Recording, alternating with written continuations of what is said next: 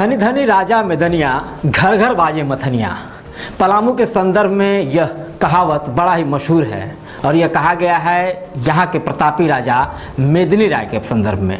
कहा जाता है कि राजा मेदिनी राय के ज़माने में हर एक घर में गाय भैंस पाले जाते थे और घर घर में दूध दही की अंबार होती थी, भरमार होती थी और उसी समय से यह कहावत खूब प्रचलित हुई। असल में हम यह कहावत और राजा मेदिनी राय को आज याद कर रहे हैं आदिवासी विकास महाकुंभ मेला के बहाने। 11 और 12 फरवरी को सन 1994 से ही यह मेला का आयोजन दुबिया-खाड़ में होता रहा है। दुबिया-खाड़ जो कि जिला मुख्यालय मेदिनी नगर से महज 10 किलोमीटर की दूरी पर अवस्थित है। यहीं पर राजा मेदिनी राय की प्रतिमा भी स्थापित की गई है। एकीकृत बिहार के ज़माने के मंत्री इंदर सिंह नामधारी के ज़माने में इस प्रतिमा को स्थापित किया गया था और उसी समय से यहाँ मेले का आयोजन किया जाता रहा है। दरअसल मेला लगाने के पीछे जो उद्देश्य था कि आदिवासियों की कला और संस्कृति के साथ साथ आदिवासियों की विकास की बातचीत हो, इसी उद्देश्य को लेकर श्री नामधारी ने इस मेले की शुरुआत की थी। शुरू के दौर में यह मेला तो खूब चर्चे में रहा। अपने राज्य की बात छोड़ भी दें तो देश भर में आदिवासी विकास मेला के नाम से जाना जाने वाला दुबिया-खाड़ मेला काफ़ी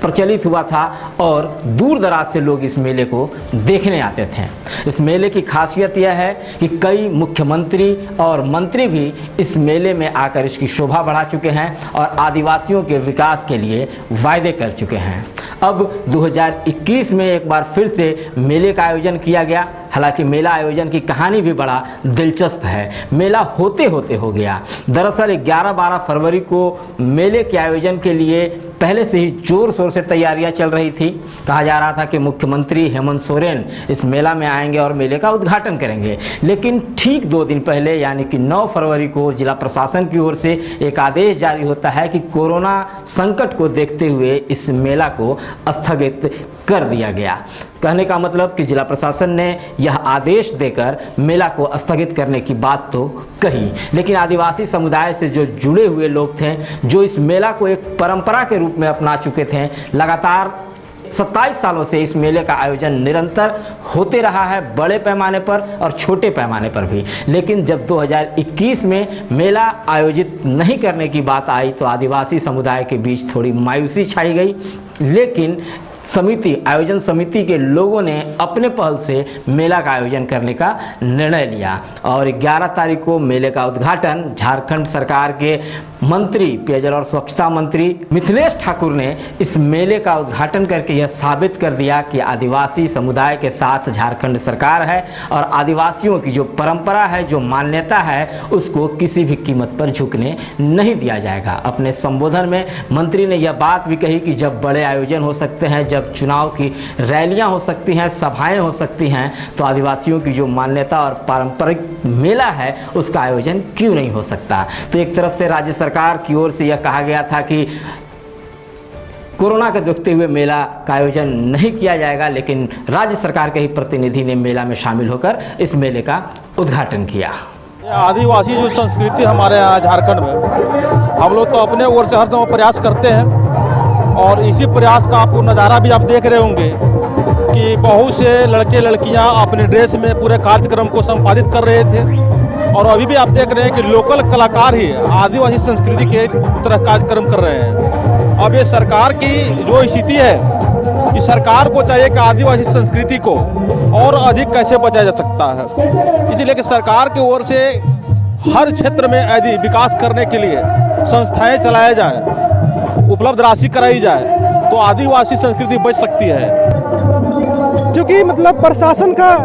इस मेले में, इस वर्ष के मेले में यहाँ पे मतलब कोई भूमिका नहीं रही, फिर भी यहाँ के आदिवासी लोग सचेत होकर और अपनी परंपरा को बचाए रखें। और मैं आप लोगों को आपके माध्यम से, मीडिया के माध्यम से मैं बताना चाहता हूँ कि आने वाला समय में इस मेला बहुत ही भव्य रूप दिया जाएगा, क्योंकि आदिवासी अपना अधिकार और हक के लिए हर कदम पर चलने के लिए तैयार हैं और निश्चित रूप से जो भी विकास पिछड़ा हुआ है और हम सभी मिलकर मतलब सभी आदिवासियों को विकास के राह में लाएंगे।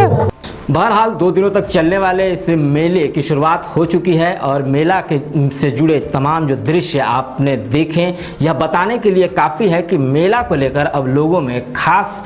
उत्सुकता और दिलचस्पी नहीं देखी जा रही है। वो एक ज़माना था जब मेला को लेकर लोग काफ़ी उत्साहित होते थे, बड़ी संख्या में लोगों की भीड़ जमा होती थी और कई तरह के सांस्कृतिक कार्यक्रमों का आयोजन भी होता था। लेकिन इस साल मेला का सूनापन नज़ारा देखने को मिला। इसके पीछे मेला आयोजन समिति के लोगों का कहना है कि राज्य सरकार को चाहिए कि इस दिशा में सार्थक पहल करे। हालांकि हेमंत सोरेन सरकार से आयोजन समिति के लोगों को काफ़ी उम्मीदें भी हैं और इस मेला को लेकर शुरू से ही यह कहा जाता है कि इस मेला को राजस्व मेला के रूप में घोषणा की जाएगी, राजस्व मेला के रूप में विकसित किया जाएगा, जहां की आदिवासी समुदाय के लोगों को विकास से जुड़े लाभ मिल सकेंगे। लेकिन मेला आयोजन के 30 साल होने को हैं, अभी तक इस मेले को राजस्व मेला का दर्जा प्राप्त नहीं हुआ है। इस बीच सबसे बड़ी बात यह है कि सूबे के मंत्री मिथिलेश ठाकुर ने यह घोषणा की है कि अगले साल जो यहाँ पर मेला लगेगा वह मेला आदिवासी राजस्व विकास मेला के नाम से जाना जाएगा। अब यह देखना दिलचस्प होगा कि अगले 1 साल बाद जब दुबिया खाड़ में आदिवासी विकास मेला का आयोजन होता है, तब क्या इस मेले को राजस्व मेला की श्रेणी में रखा जाएगा और तब क्या मुख्यमंत्री आकर आदिवासियों के लिए जन कल्याण की घोषणाएं करेंगे। इस मेला से जुड़ा हुआ है विकास कि आज महाराजा मेदिनी राय की स्मृति में ये जो मेला लगाया जाता है, जो गरीब गुरबा आदिवासी एसटी एसी जो विकास से वंचित रहता है, तो एक मेला के माध्यम से जिला प्रशासन के ओर से जो रुका हुआ काम रहता था, बहुत इस मेला के बहाने काम होते गया। जैसे में वन अधिकार अधिनियम 2006 के अंतर्गत वन में रह रहे आदिवासियों को भूमि पट्टा बहुत पहले मिला, इस बरस भी स्वीकृति हुआ लेकिन नहीं मिल पाया। जो जिला परिषद पलामू के द्वारा 4-2 का बैठक हुआ, मेला समिति और जिला प्रशासन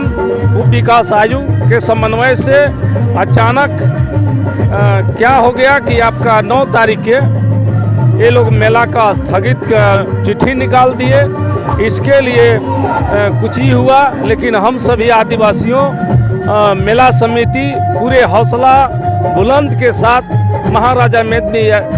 राय जी के स्मृति के नाम पर हम लोग 11 फरवरी के धूमधाम से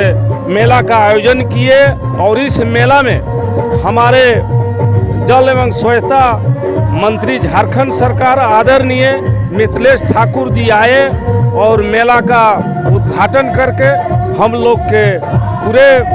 हौसला का बुलंद किए। सरकार झारखंड और आदिवासियों की कला, संस्कृति और परंपराओं को अक्षुण्ण बनाए रखने का दम तो जरूर भरती है, लेकिन क्या यह सचमुच धरातल पर उतर पाता है? दुबिया खाड़ मेले के सिमटते दायरे को देखकर तो ऐसा बिल्कुल भी नहीं लगता है। ऐसे में शासन प्रशासन को जरूरत है अपने ऐतिहासिक धरोहरों को संजोए रखने के लिए सार्थक पहल करने की। जब तक इस पर राज्य सरकार का ध्यान, जिला प्रशासन का ध्यान और साथ ही साथ आदिवासी जो समुदाय है उनका ध्यान नहीं रहेगा, हम ऐसे ही मिटते चले जाएंगे। बहरहाल इन सब के बीच दुबिया खाड़ मेले का आयोजन जो इस वर्ष होते होते रह गया, 2021 में भी आदिवासी समुदाय के लोगों ने पूरी आस्था के साथ और पूरे उत्साह के साथ इस मेले में बढ़ चढ़ कर भाग लिया।